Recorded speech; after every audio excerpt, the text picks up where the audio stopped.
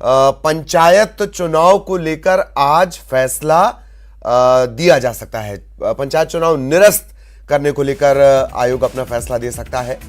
दरअसल जैसे रंजना बता रही थी कि अब आयोग के पाले में ही गेंद है और क्या कुछ राज्य निर्वाचन आयोग की बैठक में आता है, यह भी एक बड़ा पहलू रहेगा।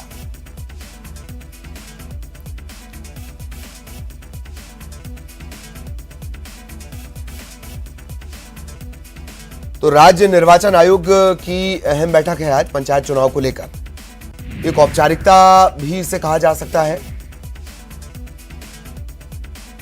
पंचायत चुनाव निरस्त करने को लेकर फैसला राज्य निर्वाचन आयोग लेगा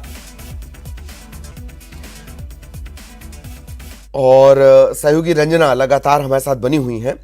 रंजना, आपने बड़े विस्तार से अभी बताया था, अखबारों में भी ये लिखा है कि साहब पंचायत चुनाव निरस्त, लेकिन एक औपचारिकता है, आयोग इस पर अपना फैसला देगा।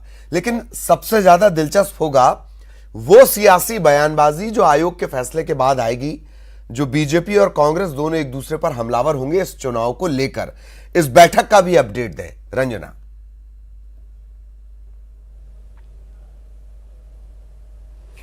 जी ललित, पंचायत चुनाव को लेकर शुरुआत से अगर विवाद की बात करी जाए तो शुरुआत से ही विवाद इसके साथ जुड़े रहे, चाहे वो ओबीसी को लेकर जो आरक्षण को लेकर जो विवाद है वो चला और इसके बाद लगातार पक्ष और विपक्ष एक दूसरे पर हावी होते रहे और इसके बाद जो पंचायत चुनाव कराने या ना कराने को लेकर जो स्पष्ट बात नहीं हो पा रही थी वो अब क्लियर हो चुकी है, क्योंकि सरकार एक तरफ कह रही है कि ओमिक्रॉन वेरिएंट बढ़ रहा है और इसी बात को लेकर ऐसी स्थिति में चुनाव कराना सही नहीं होगा, क्योंकि अभी फिलहाल लोगों की सुरक्षा से जुड़ा हुआ ये मामला है। ऐसे में पंचायत चुनाव अगर बाद में कराया जाए तो ये जो फैसला है वो सही होगा और इसी बात को लेकर कल मुख्यमंत्री शिवराज सिंह चौहान ने राज्यपाल से मुलाकात की और जो अध्यादेश वापस लेने का जो प्रस्ताव है वो राज्यपाल को सौंपा और इसके बाद अब मध्य प्रदेश में पंचायत चुनाव होंगे या नहीं इसका जो अंतिम फैसला है वो राज्य निर्वाचन आयोग लेगा। लेकिन फिलहाल ललित, राज्य निर्वाचन आयोग का यही कहना है कि सरकार की तरफ से जो अध्यादेश वापस लेने का प्रस्ताव है वो राज्य निर्वाचन आयोग तक नहीं पहुंचा है। जब राज्य निर्वाचन आयोग यानी हमारे पास पहुंचेगा उसके बाद ही कोई फैसला लिया जाएगा। लेकिन फिलहाल राज्य निर्वाचन आयोग चुनाव रद्द कराने को लेकर जो फैसला है वो जल्द लेगा, लेकिन इससे पहले वो विधि विशेषज्ञों की, संविधान विशेषज्ञों की राय लेगा कि आखिर चुनाव कराए जाने चाहिए या नहीं। और हालांकि जो संविधान और विधि विशेषज्ञ हैं उनके आधार पर अगर कहा जाए ललित, तो यही है कि जब सरकार ने ही यू टर्न ले लिया है या सरकार ने ही जब अपना अध्यादेश वापस ले लिया है तो राज्य निर्वाचन आयोग को भी पंचायत चुनाव ना कराने को लेकर जो जो बात है वो यहाँ पर कहनी होगी। यानी मध्य प्रदेश में एक बार अगर देखा जाए तो अब पंचायत चुनाव नहीं कराए जाएंगे और राज्य निर्वाचन आयोग विधि विशेषज्ञों से फैसला लेकर, राय लेकर जो अपना फैसला है वो सुनाएगा कि आखिर मध्य प्रदेश में अब चुनाव होंगे या नहीं। लेकिन फिलहाल जिस तरीके से सरकार ने अपना अध्यादेश वापस ले लिया है पंचायत चुनावों को लेकर, तो अब ये माना जाए कि राज्य निर्वाचन आयोग को भी औपचारिक ही सही लेकिन ये जल्द ही घोषणा करनी होगी कि अब मध्य प्रदेश में फिलहाल पंचायत चुनाव नहीं होंगे और पंचायत चुनाव को लेकर एक बार फिर से जो नया समय, नई तारीख है वो तय की जाएगी। ललित, बिल्कुल बिल्कुल, बहुत बहुत शुक्रिया रंजना आपका इस तमाम जानकारी के लिए। सहयोगी रंजना विस्तार से जानकारी दे रही थी।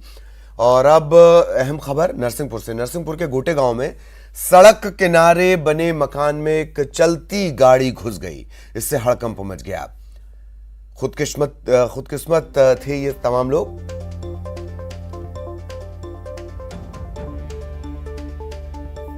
खुशकिस्मती से बड़ा हादसा टल गया। ये तेज रफ्तार गाड़ी गोटेगांव से नरसिंहपुर की तरफ जा रही थी और बाजार में खासी चहल पहल थी। अचानक ये बोलेरो बेकाबू होती है और सड़क किनारे बने मकान में लगी शटर और दीवार को तोड़ते हुए अंदर जा घुसती है। मकान के आगे के हिस्से में 2 बाइक खड़ी थीं, घर में कोई सदस्य मौजूद नहीं था। इसके चलते बड़ा हादसा टल गया।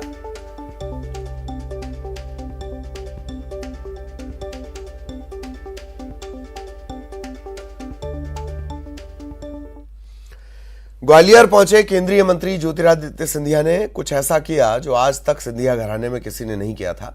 दरअसल सिंधिया ग्वालियर में झांसी की रानी लक्ष्मीबाई की समाधि स्थल पहुंचे, हाथ जोड़कर नमन किया, समाधि स्थल पर पुष्प भी अर्पित किए और बड़े सहज अंदाज में उन्होंने किया। ज्योतिरादित्य सिंधिया रानी लक्ष्मीबाई के समाधि स्थल पर पहुंचने की उनकी चर्चा भी जोरों पर रही। इससे पहले सिंधिया घराने का कोई भी महाराज आज तक लक्ष्मीबाई के समाधि स्थल पर नहीं पहुंचा था। इसके अलावा सिंधिया ने एलिवेटेड रूट की साइट का निरीक्षण किया। ट्रिपल आईटीएम से रानी लक्ष्मीबाई समाधि स्थल तक साइट का निरीक्षण किया। कि हम लोग ने रूपरेखा और आधारशिला कैसी होगी उसकी समीक्षा हमने की है।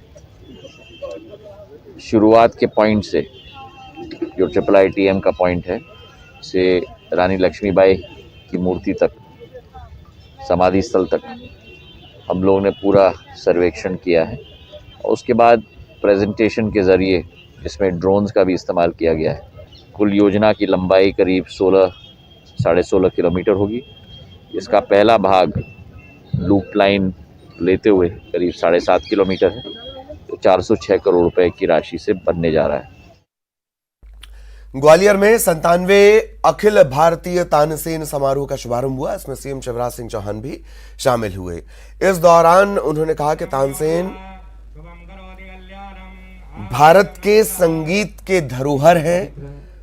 तानसेन ने राजा मानसिंह तोमर से लेकर रीवा महाराज और फिर अकबर के नवरत्नों में स्थान पाया।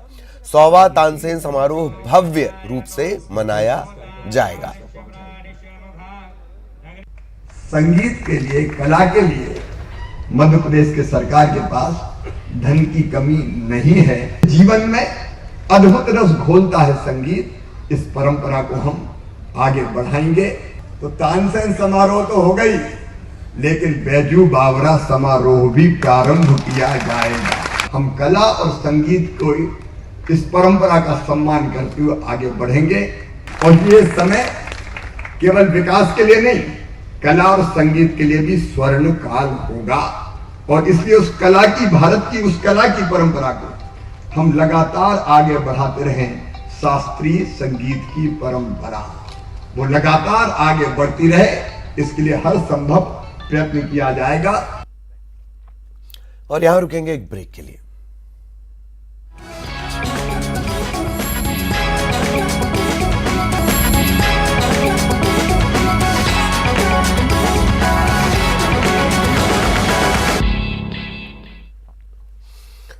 ब्रेक के बाद आपका स्वागत है। पंचायत चुनाव निरस्त करने के फैसले को कैबिनेट की मंजूरी के बाद बीजेपी प्रदेश अध्यक्ष वीडी शर्मा ने प्रेस कॉन्फ्रेंस की। उन्होंने कहा कि हमारी सरकार संकल्पित है कि सबको न्याय मिले। उसी संकल्प पर हमारी कैबिनेट ने पंचायत चुनाव का जो ऑर्डिनेंस था उसे वापस करने का काम किया है। माननीय प्रधानमंत्री जी कहते हैं कि सबका साथ सबका विकास, इस संकल्प पर भारतीय जनता पार्टी काम करती है। ग्रामीण निकाय के पंचायतों के चुनाव में जिस प्रकार की परिस्थितियां बनी हैं, हम सब लोग जानते हैं कि कांग्रेस ने पंचायत के, ग्रामीण निकाय के चुनाव को किस प्रकार से व्यवधान डालने का जो प्रयास किया। हाई कोर्ट गए, हाई कोर्ट के बाद सुप्रीम कोर्ट गए, सुप्रीम कोर्ट के बाद फिर हाई कोर्ट आए, तब भी उनकी मन की इच्छाएं पूरी नहीं हुई। चुनाव किसी न किसी प्रकार से बाधित होना चाहिए। ग्रामीण निकाय चुनाव का, पंचायत चुनाव का जो ऑर्डिनेंस था, उस ऑर्डिनेंस को आज कैबिनेट ने। इधर इंदौर में कांग्रेस ने कार्यकर्ता प्रशिक्षण शिविर लगाया और इसे जन जागरण अभियान प्रशिक्षण शिविर का नाम दिया गया। इसमें इंदौर की हर विधानसभा के कांग्रेस कार्यकर्ता शामिल हुए। प्रशिक्षण शिविर में पूर्व मंत्री सज्जन सिंह वर्मा और पूर्व मंत्री पीसी शर्मा ने कार्यकर्ताओं को ट्रेनिंग दी। शिविर में मुख्य रूप से देश में बढ़ रही महंगाई के बारे में कार्यकर्ताओं को बताया गया।